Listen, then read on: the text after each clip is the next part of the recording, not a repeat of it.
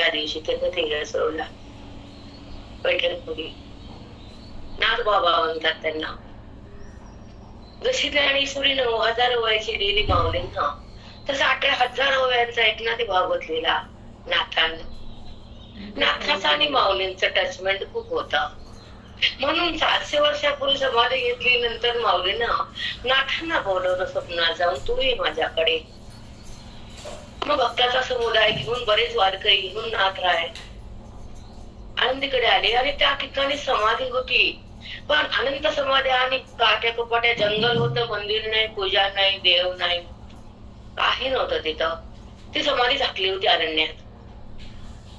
नाथ बाबा झोपले. कोणती समाधी माऊलींची समजेना झालं. सगळं साफ केलं जंगल. मग माऊलीने सांगितलं, बाबा नाथ बाबा, ज्या समाधी पुढे नंदी उभा ती त्याची माझी आहे, ते हलवा आणि आतमध्ये या. 3 दिवस नाथराया माऊली समोर होते. 3 दिवस अख्खा समाधीस्थ. आणि त्यावेळेस माऊलींना प्रबोधन केलं की माझ्या ज्ञानेश्वरी मध्ये जास्त ज्ञान आहे, 12 वाद्यामध्ये फक्त थोडी भक्ती आहे. आणि पुढच्या कलियुगातल्या लोकांना ज्ञान झेपणार नाही, अधिकार होणार नाही, लोक वेद संपन्न होणार नाहीत, मुक्ती लाभणार नाही. तुम्ही भागवत धर्माचा पताका तयार करा आणि भक्ती ज्ञानाचा मिलाप करा. भागवत धर्म पूर्ण करा आणि भागवत लिहा. काय करू मी सांगतो, आशीर्वाद लिहिता तुम्ही. 18,000 वयाचे एकनाथी भागवत केलं. जे लॉकडाऊन मध्ये मी 28, 29 आणि 30 उजिता चित्रजीने मला सांगितलं होतं तुम्ही ह्या भागवत. तर मुंबईला असताना आम्ही रात्री 12-1 वाजता ते 28, 29 आणि 27 अशी 3 अध्याय घेतले होते. नंतर ते थांबलंच. नंतर आता ज्ञानेश्वरी संपल्यावर बघू भागवत लिहू, काय ह्याचं ठरवूया. आपण भागवताची पण सेवा पाहिजे. त्यामध्ये भक्ती आणि ज्ञानाचा मिलाप आहे. कल्लोळ आहे भक्तीचा आणि ज्ञानाचा संगम आहे. सुंदर आहे.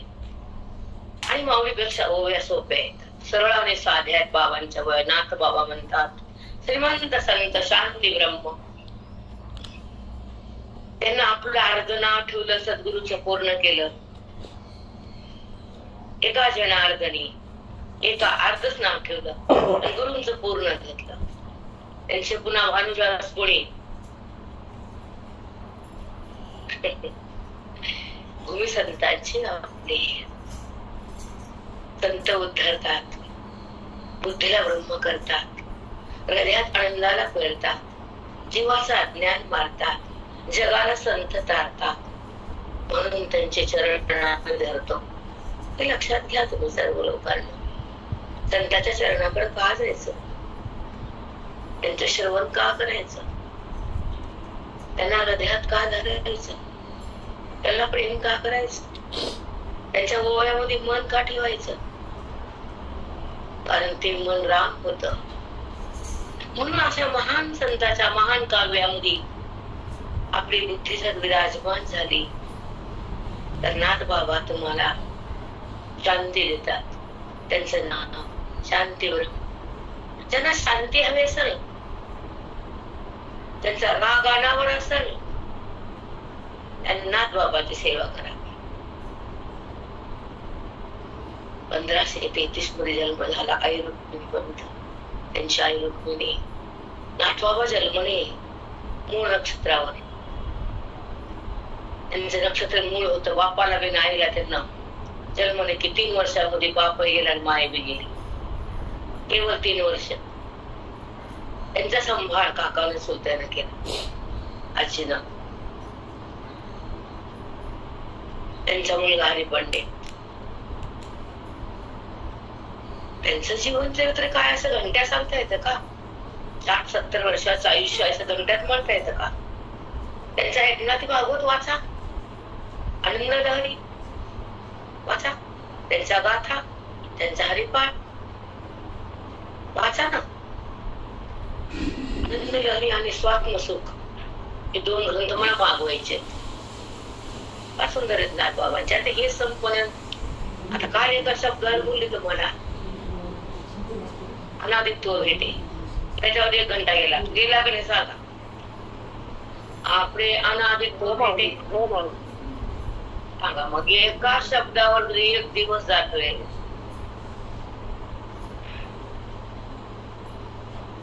कसे ग्रंथ होतील आपल्याला नाही जाऊ दे. सगळ्या ग्रंथाचा सारच निघतोय बाहेर. सगळे ग्रंथ हेच सांगतात, अनादि रूप तुझं, तो अनादि कालापासून ब्रह्मात आहे हे सांगतात सगळे ग्रंथ, सगळे संत, सगळे महंत सांगतात की नाही. काय सांगतात सांगा? भगवंताची स्थिती मांडतात, भगवंताचं प्रेम वर्णन करतात, नाना रूपाने शब्दाच्या द्वारे जगाला जाग करतात आणि त्या भगवंताच्या स्वरूपाची प्रतीती करून देतात ते संत.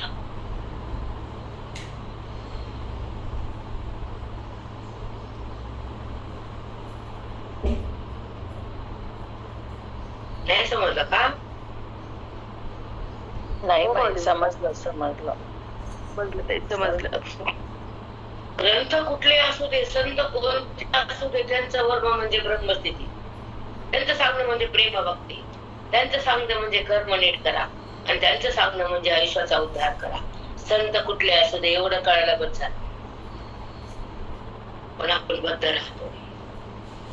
हो आपण बद्ध राहतो, मी करतो, शब्दाला धरतो. कुणी बोललं तर अपमान वाटतो, पण अपमान नसतो. सहन करण्याची ताकद आल्यावर ज्यांना अपमान केला त्याचा मान जगातला बंद होतो. हे लिहून ठेवा.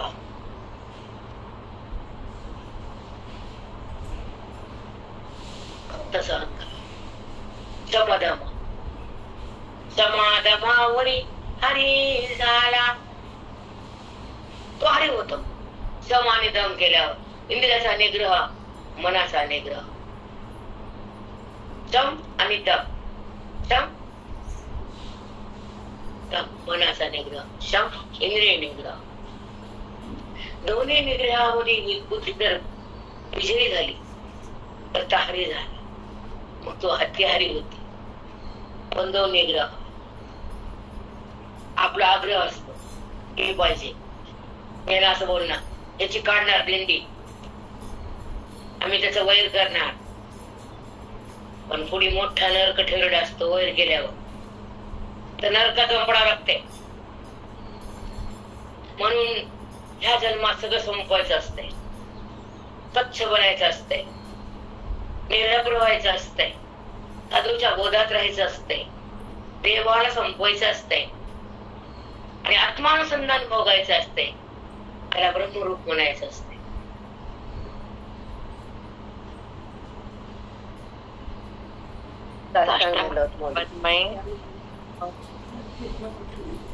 इथं सहनशक्ती ना वेदात सांगितलेल्या अधिकाराची शक्ती आहे. विवेक, वैराग्य, समाधी, षटक, मुमुक्षुत्व या 4 साधना महान ज्ञानाच्या. भक्तीमध्ये खाली प्रेम आहे, केवळ प्रेम करा त्याला. मग कोणी नाव घेऊ शकतो त्याचं. त्याला अधिकाराची गरज नाही, स्नानाची गरज नाही. कधीही ज्ञान, कवाय ज्ञान, कुठेही घ्या, तुम्ही घ्या. मरा मरा म्हणता राम राम झाले वाल्या कोळ्याचं, माहिती ना? हो माऊली, हो. हा नुसतं माई वाल्मिकी परत रामायण सारखा मोठा ग्रंथ लिहिला ना माई, ज्ञान पण प्राप्त झालं.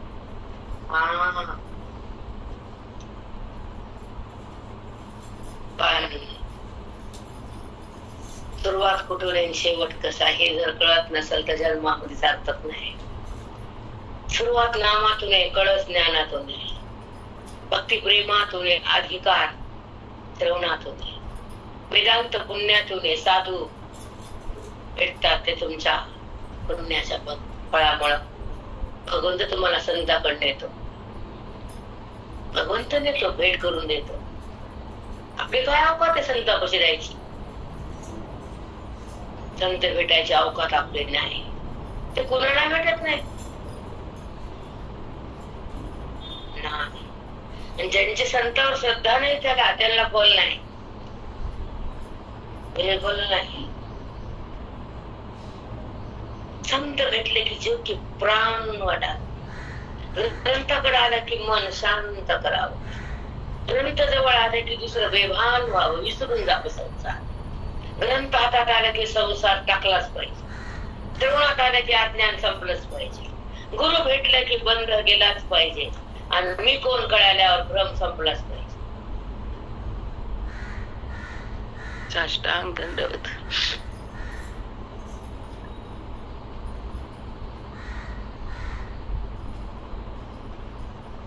मनुष्य देह दिला, बुद्धी प्रदान केली भगवंता. त्या बुद्धीचा विनियोग झाला सुंदर, ते नाथ राय.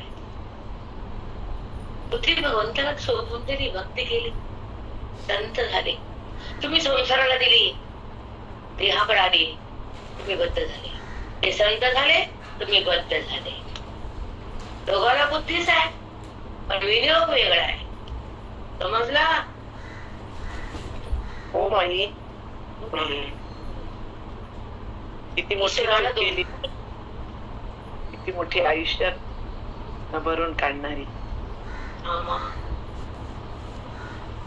मला बुद्धी दिली, तुम्ही वाया घातली. त्या बुद्धी क्रोधानं ह्याने बाटली तुमची बाटली. त्या बुद्धीमध्ये क्रोध पेरला, त्या बुद्धीला बंधन ठेवलं. त्या बुद्धी गुणात आली, रामात नाही गेली. भगवंत सांगतात रोज वेगळं वेगळं करत त्या संत महात्म्याचे. आपली बुद्धी गुन्हा देहात वाचले, अविवेकात आणि अज्ञानात घट्ट गाडली.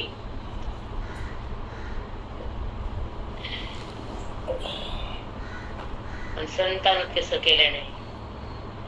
त्यांना देहाचा संपर्कच केला नाही. त्यांना देवाला विसरलेच नाही आणि देहाकडे आलेच नाही. शांतीग्रह एकनाथ महाराज श्रीमंत संत आणि शांत संत. एकदा बामणाने ठरवलं सगळ्यातला राग आणायचं. रागच कशी येत नाही, त्यांचं शांती ब्रह्म नाव फोडायचं. सांगून टाकलं, जीव वाढताना त्याची बायको तूप वाढती, त्याच्या पाठीवर जाऊन बसा. आणि त्याच्या बायकोच्या पाठीवर बसलं बामण की मग त्याचा नवरा भडकत नाथ मारा. बसला बामण त्याच्या पाठीवर उडी मार. नाथ महाराज गेले, अगं त्यांच्या बायकोला विसरले. श्रीधर आहे का? नाही, ऐका थांबा एक मिनिट.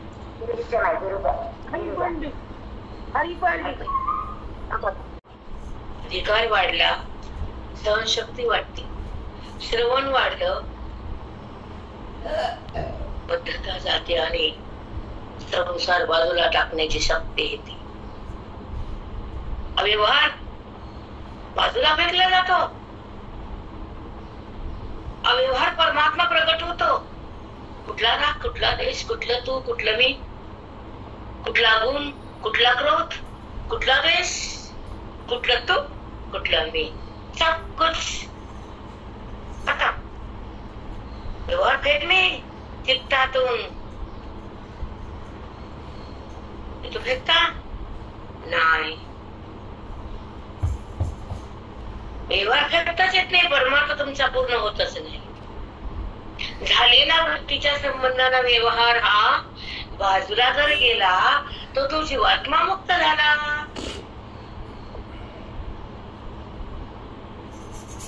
साष्टांग दंडवत. मला किती सुंदर वाटते. व्यवहाराला धरता मी करता कर्माचे करता होता भगवंतापासून दूर जाता.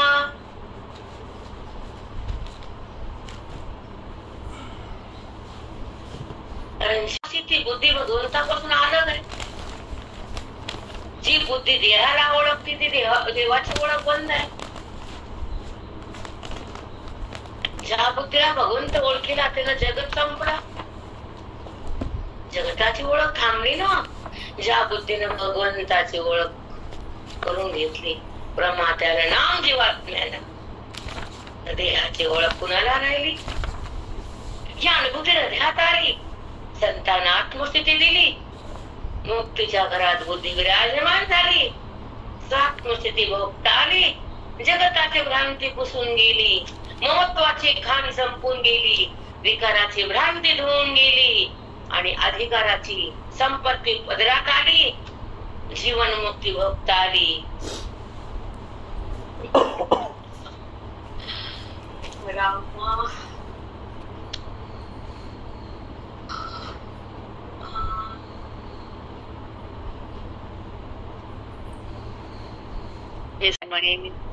कसलं ज्ञान आहे तुम्हाला. बापरे बापरे. आईला आज वाटलं उठून आणि नाही दिलंस. तंत्र पण आला तू समोर मठात गुरुजींच्या. सतत समोर संत रूपानो तू उभा होता पांडुरंगा. अध्यात्माचा पाऊस टाकला, अज्ञानाचा रस संपवला,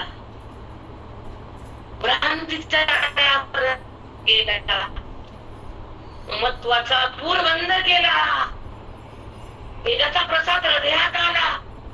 पांडुरंगा हा चमत्कार तोच केला पांडुरंगा. राम आणि प्रपंचाचा मोह जाणं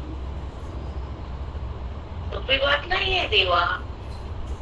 तू मोहातून काढत ज्ञानाकडे आणलंस, बद्धता पुसलीस, मुक्तता दिलीस, संग दिला, देहाचा संग काढून घेतलास.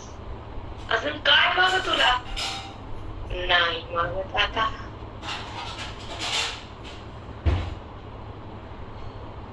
मी मागता येत नाही तवा नेलं जवळ. काही कळत नव्हतं तवा बोध दिलास, वेदाचा पाऊस दिलास, तुझ्या पायाजवळ जागा दिली, तुझी अनुभूती आणून दिली, संत रूपानं भेट झाली, ग्रंथाची दीक्षा झाली, मुक्ती हृदयात आली, भक्ती प्रगट झाली, तुझी स्थिती अनुभवता आली. पांडुरंगा तू सगळं काय दिलं, काही नाही ठेवलं, काही नाही ठेवलं. तू तर माव म्हणून धावून आलास. विठू माऊली तू माऊली जगाची. तू माऊलीस ना, तू जगाची माय आहेस ना.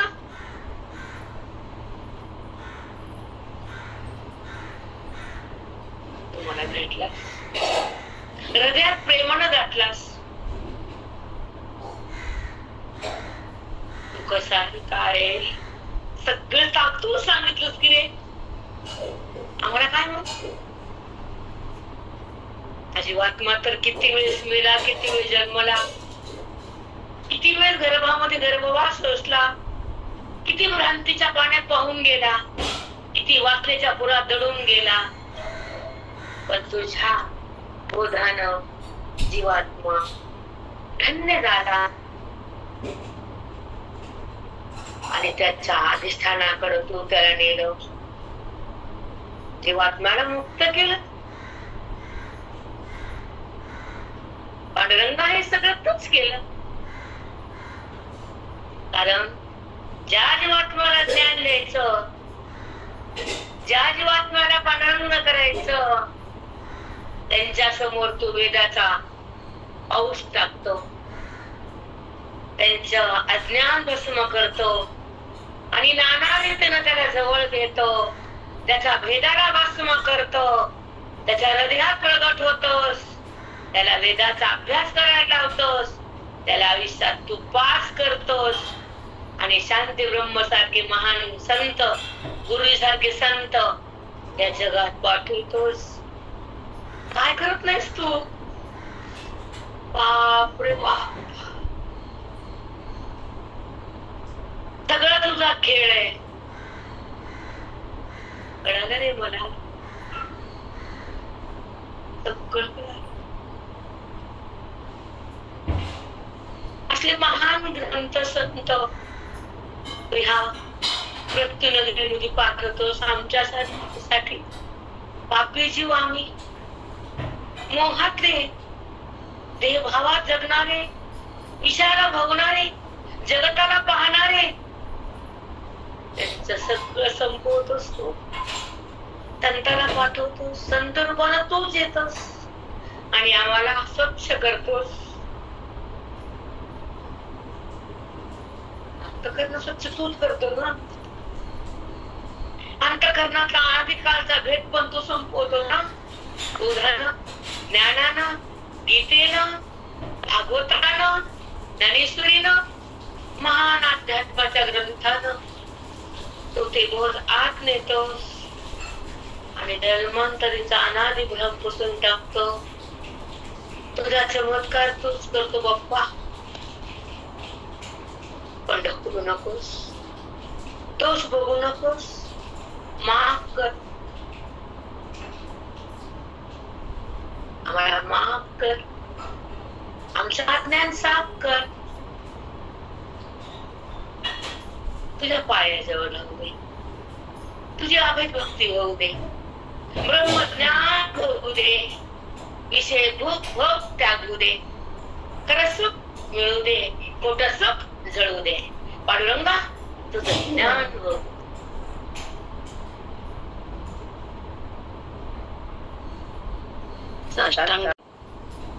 आणि ज्या दिवशी नात्र्याला संशय आला देव गुप्त झाले. ढसा ढसा रडले देवासमोर उभा टाकून. देवा तुला किती रागवलो रे. तुला काम सांगितलं कावडीनं पाणी भरलं दारात माझ्या. 12 वर्ष कावडीनं माझा रांजण भरलास. 12 वर्ष दारामध्ये भालदार चौकदारपणा गेलास. 12 वर्ष चंदन उलवाळून दिलंस. पण तुला मी ओळखीन नाही. तुला राबवलं आणि तू आनंदाने राबलास. ही संताची भक्ती असती. कशी अभेद भक्तीची शक्ती कशी महान आहे बघा. देव सारखंच नाही, हृदयात तर प्रगट असतोच, पण बघा साकार रूपात येऊन सुद्धा त्याची सेवा करून जातो. किती कमाल. हॅलो, त्यांना प्रश्न केला देवा तू असं का केलंस. पांडुरंग बोलले नाथा मला खूप आवडते संत. तुला भक्ताला मला बघून आनंद होतो आणि मला माझ्या ज्ञानी भक्ताला बघून आनंद होतो. मग तुझ्याकडे धावत येतो, कष्ट करतो, पण तुझ्या विना करून होतच नाही. म्हणून तुला धावत आलो. 36 वर्ष तुला दारात राहिलो म्हणून काम केलं. तू न बोलवता मी येतो. ही संताची महती. त्याला बोलावं लागत नाही, तीच येते, ज्ञान देते. रोज बघतात की तुम्ही. हो माऊली, हो खरंच किती त्याला प्रेम आहे भक्ताचं. ज्ञानी भक्ताचं तर अफाट प्रेम आहे, अफाट. सरकतच नाही तिथं. तोच येतो आम्हाला रोज ज्ञान देतो. खरंच आहे माऊली, किती ज्ञान देतो सांगा आम्हाला. किती सहज वेदांत बोलतात, सहज भाषेमध्ये किती छान सांगतात. असं कोण सांगते एवढं सोपं माऊली. किती क्लिष्ट करून सांगतात विषय. एवढं सोपं कोणी सांग. काहीच कळत नाही त्यांचं, त्यांना कळते. श्लोक मोठे मोठे संस्कृत मध्ये पाठ करते आणि ते पाठांतराचे शान दाखवते. त्यांना वाटतं आम्हाला पाठ आहे. आम्ही म्हणतो ते माकडचा पाठ आहे.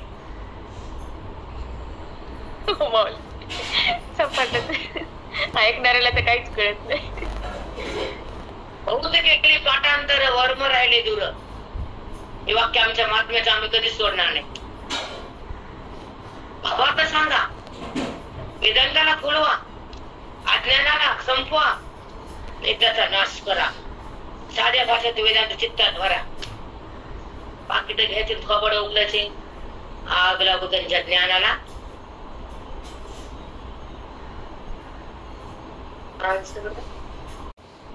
17 अध्याय मध्ये माऊलींना दुबारा आहे.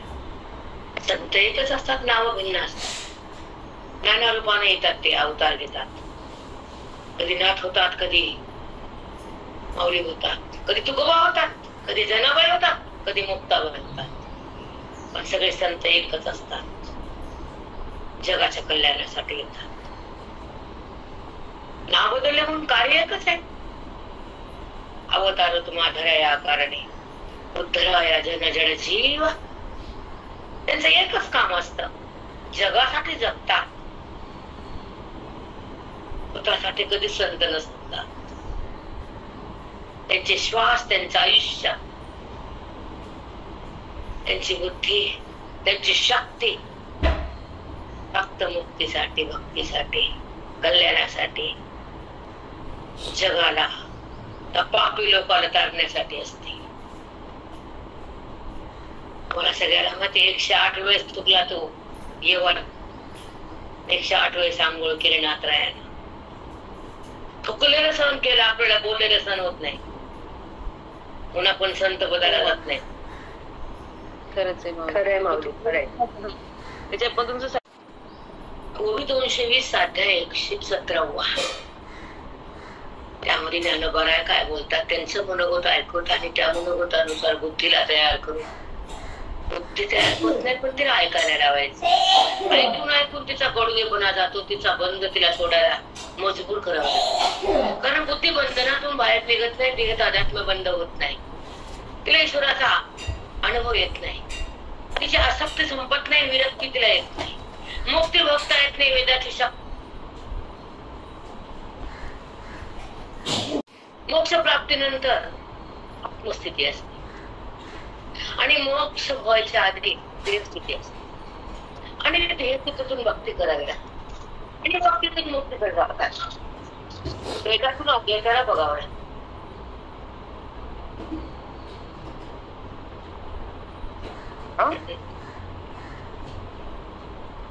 हो माऊली, किती छान. द्वैतातून अद्वैताला बघावं लागतं, भक्तीतूनच मुक्तीकडे मार्ग आहे. किती सुंदर. खरंच माऊली, भगवंत आम्हाला किती द्यायला, तुमच्या रूपात येऊन रोज ज्ञान देते, रोज आमचं अज्ञान हलक्या हलक्या, रोज रोज. खरंच आहे माऊली, रोज रोज तेच असते, पण रोज रोज ऐकूनच आमचं बंधन जाईल, तेव्हाच आमची आसक्ती तुटेल. देहदादात्म्य सगळं त्याच्याशिवाय नाहीच. तरी पण तो रोज सांगतो, कंटाळा करत नाहीत माऊली तुम्ही, रोज रोज तेच काय सांगायचं, पण किती सांगता वेगवेगळ्या पद्धतीनं, वेगवेगळ्या उदाहरणात. रोज आमचं बंधन काढण्याचा किती आटोकाट प्रयत्न असतो. खरंच संत काय करतात हे आम्ही प्रत्यक्ष पाहतो, प्रत्यक्ष अनुभवतो रोज. त्या भगवंताने आणखी काय द्यावं आमच्यासाठी, तुमच्या रूपात येऊन एवढं द्यायला आम्हाला आणखी किती देणार. या जगामध्ये जिवंत संत कधी भेटे, आपले अनादित्व भेटे, ऐकता रुची नविटे, पेयुषी जैसी. हे श्रवण भक्ती आपल्या आत्मस्थिती ऐकताना जसं अमृताची गोडी संपत नाही, किती प्या वाटतं, तसं माझ्या स्वरूपाचं चिंतन किती ऐका वाटतं, वीट येत नाही, कंटाळा होत नाही, असं ज्ञानोबा ह्या उद्योग तुम्हाला स्पष्ट सांगतात. जरी कोणी करी पुसणे, जरी कोणी करी पुसणे, तरी हुवावी ऐसे बोलणे, तरी अवतरणे निगमू काणाम. निगम म्हणजे वेद. तरी हुवावी ऐसे बोलणे, ना तरी अवतरणे निगमू काणाम. बघा, अवतरणे एकामागे एक अवतरण असतं ना अभिषेकाचं. रुद्राभिषेक केला की 12 अवतरण, 11 अवतरण असतात. तसं नामाचं अवतरण, ज्ञानाचं अवतरण घातलं भगवंताकडं तर तो खरा अभिषेक होतो, भगवंत प्रत्यक्ष प्रगट होतो. निगमू का वेद, त्या निगमाचं चिंतनाचं अवतरण पाहिजे, नामाचं अवतरण पाहिजे, तेव्हा हृदयातलं आवरण नष्ट होतो, परमात्मा स्पष्ट होतो. भगवंत गोविंद सहज बोलतात तुम्हाला, पण ते बोलणं अवगत करावं लागतं हृदयाला. गोवी काय सांगते, माऊली काय बोलते, बुद्धी कशी ऐकते, तृप्त कशी होती, तिला समज कशी येते, वेदाची खूण कशी प्राप्त होती, देहाची स्थिती कशी संपून जाते, ती आत ईश्वरापाशी कशी जाऊन थांबते, ती स्वतःला कशी पाहते, देहरूप कसं संपत, आत्मरूप कसं प्रगटत, बुद्धीचा काया पालट होतो आणि सुखाचा आनंद घेता येतो, परमात्माचा स्पर्श होतो, अनादि अज्ञान संपून जात, देहभान निघून जात, प्रति ईश्वरात समर्पित होती. हे नामाचं आणि वेदाचं हे करायचं म्हणजे काय म्हणते, ऐका, अवतरणे. एक एक अवतरण असतं ते, रुद्राभिषेक करते, एका ब्रह्माचे एक अवतरण, एकाचं एक असत, सगळ्याच्या 11 अवतरण करून तो अभिषेक पूर्ण होतो. तसं वेदाचं अवतरण करा, नामाचं अवतरण करा. बघा, ऐका, ना तरी अवतरणे निगमू का नाम. निगम म्हणजे वेद, नाम म्हणजे भगवंताचं नाम. त्याचं अवतरण करा सारखं सारखं. मग काय होतं, परापच्यंती मध्यमानी वैखरी चारे वाण्याची शुद्धता होती आणि त्या भगवंताची प्राप्ती. माऊलीने सगळं ज्ञान सांगितलेले, ज्ञान माऊली बोललेच नाही, खरं ग्रंथाचं नाव ज्ञानेश्वरी आहे. ज्ञानेश्वरी नावे ज्ञान बोल. खरंच आहे माऊली. साक्षात येऊन बोलायले माऊली. साक्षात येऊन बोलायले माऊली. एवढं सुंदर त्याच्यामधला बोध कोण सांगेल. वाचल्यावर काय कळते माऊली, आम्हाला तर काहीच कळत नाही. ओवी वाचन काहीच समजत.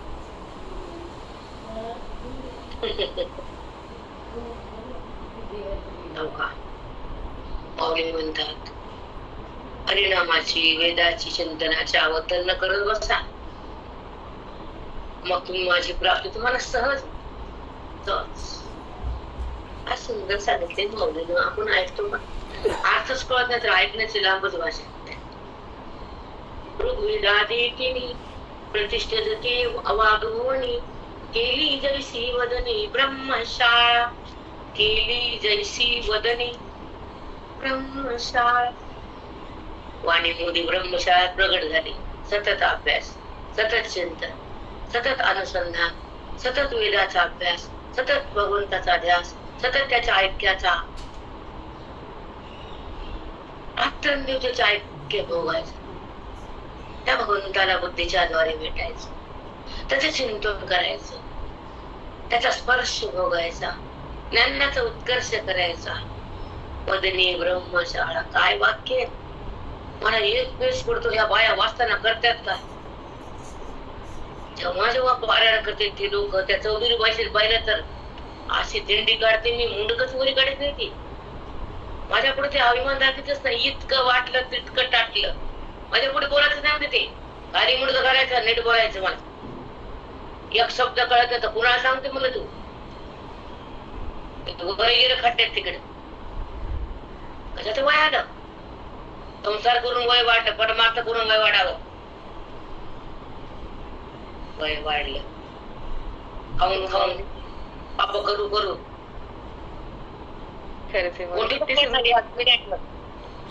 ब्रह्मशाळा, किती सुंदर शब्द बोलताय.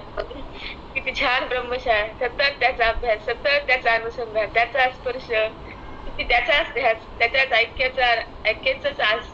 बुद्धीद्वारे त्याला भेटायचं, त्याच चिंतन करायचं, त्याला स्पर्श करायचा, ज्ञानाचा उत्कर्ष करायचा. कितीही ब्रह्मशाळा, किती सुंदर आहे. असं तुमचं जीवन आहे माऊली. सतत अभ्यास करता, अभ्यास अभ्यास, लिहिणं वाचणं, खूप सुंदर.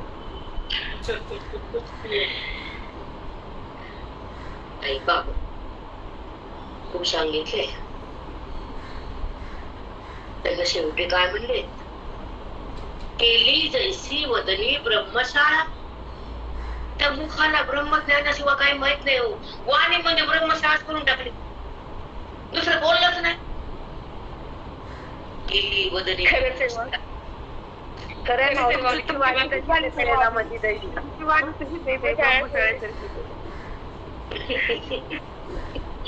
आणि पुन्हा काय म्हणले? ऋग्वेद, यजुर्वेद, अर्थवेद, सामवेद या 4 वेदाची त्या वाणीमध्ये स्थापना करून टाकली. मुखाला मंदिरच केलं आणि त्या वाणीमध्ये 4 वेदाची स्थापनाच केली आणि मुख म्हणजे वेदशाळा झाली.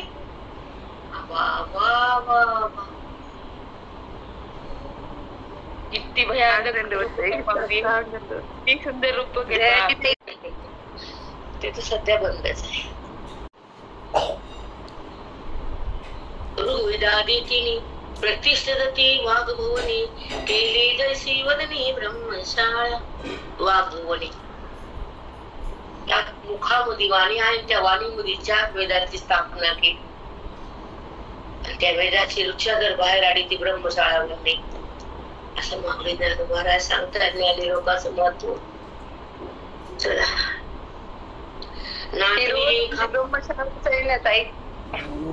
नातरी एखादे नाव, तेच सर्व का वैष्णव, वाचे वसे तेव्हा भव तप जाणावे.